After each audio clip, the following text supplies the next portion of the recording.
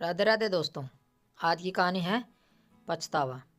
आज सुमन 20 साल बाद अपना घर देखने आई थी, मगर जैसा घर वह छोड़कर गई थी वैसा घर अब वह बिल्कुल भी नहीं था। जहाँ बड़े बड़े से घर में सिर्फ 2 छोटे छोटे कमरे थे, आज वहाँ एक आलीशान कोठी बन गई थी।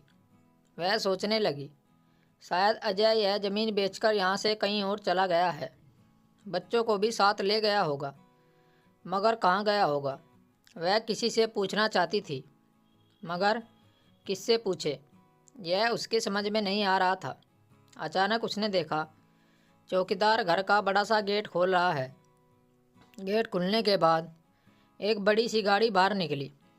गाड़ी में पिछली सीट पर बैठे शख्स पर नज़र पड़ते ही वह चौंक गई, क्योंकि वह तो अजय ही था। तो क्या अजय अमीर बन गया? सुमन सोचने लगी। सुमन कभी जाती हुई गाड़ी में बैठे अजय को देखती तो कभी उस सुंदर मकान को देखती। उसके 2 कमरों की जगह पर बन गया था। अब वह गेट के ठीक सामने जाकर उस आलीशान कोठी को देखने लगी। गजब की कोठी थी। सुमन अभी कोठी निहार ही रही थी कि चौकीदार ने गेट बंद कर दिया। गेट बंद करने के बाद चौकीदार बाहर आया और बोला, क्या देख रही हो माता जी? सुमन पहले तो घबरा गई, फिर खुद को संभालते हुए बोली, घर में साहब अकेले ही रहते हैं। इनका एक बेटा सन्नी और एक बेटी थी नेहा, वो कहाँ है? पहले तो चौकीदार ने सुमन को हालत को देखकर भिखारिन समझा था, मगर बच्चों के नाम बताने पर उसने सोचा यह ज़रूर कोई पड़ोस की महिला होगी। चौकीदार बोला, नेहा बिटिया की पिछले साल शादी हो गई है, वह अब ससुराल में है। घर में अजय साहब और सन्नी और उनकी पत्नी और बेटा रहते हैं।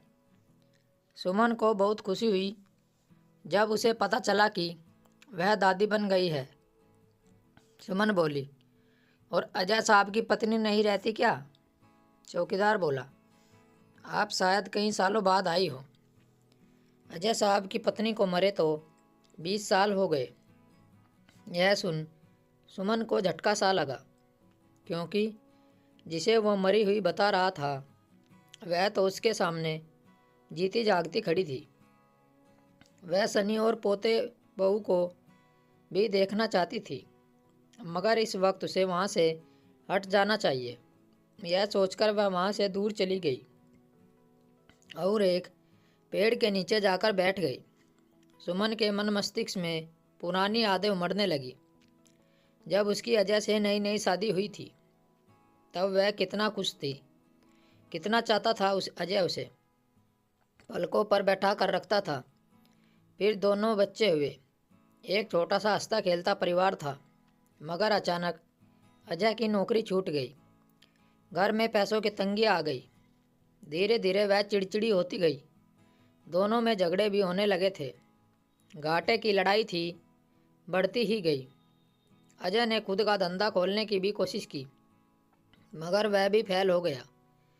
सुमन झगड़े के समय उसकी ज़िंदगी में कोई नया मर्द आ गया था। उसके रुतबे और पैसों की चकाचौंध में सुमन बह गई थी। अजय को जब आलोक और सुमन के संबंधों का पता चला तो वह बहुत गुस्सा हुआ था। सुमन को बहुत समझाया भी था, मगर सुमन नहीं रुकी और एक दिन वह 5 साल के बेटे और 4 साल की बेटी और पत्नी को छोड़कर आलोक के साथ भाग गई थी। फिर वह आलोक के साथ दूसरे शहर में रहने लगी थी। आलोक काफ़ी पैसे वाला था, मगर वह सुमन से उम्र में काफ़ी बड़ा था और पहले से शादीशुदा था।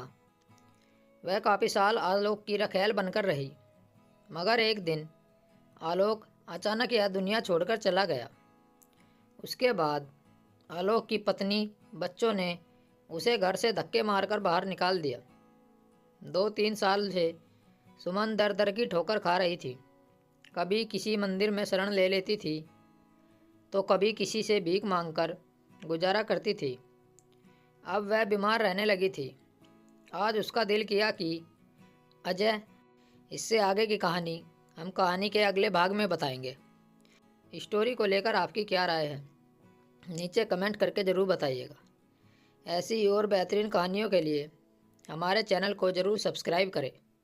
कहानी सुनने के लिए आप लोगों का बहुत बहुत धन्यवाद। राम राम दोस्तों।